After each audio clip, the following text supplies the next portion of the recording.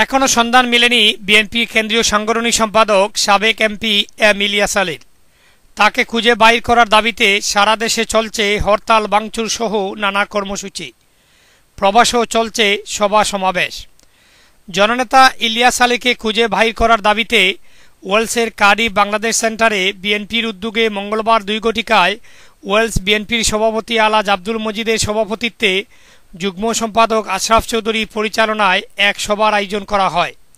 সভায় মাসুদ আহমেদ, আহমদ আলী, জুবাইর আহমেদ চৌধুরী, মাহমুদ আলী, সৈয়দ আশরাফ, জিল্লুল চৌধুরী, খলিলুর রহমান, আফজল চৌধুরী খোকন ও সালেহ আহমদ সহ Cardiff, Newport ও Swansea থেকে আগত বিএনপি ও যুবদলের অন্যান্য নেতৃবৃন্দ বক্তব্য রাখেন।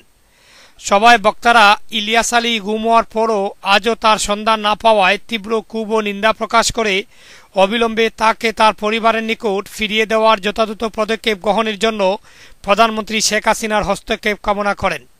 কার্ডিফ থেকে মকিস মনসুর, বাংলা টিভি নিউজ।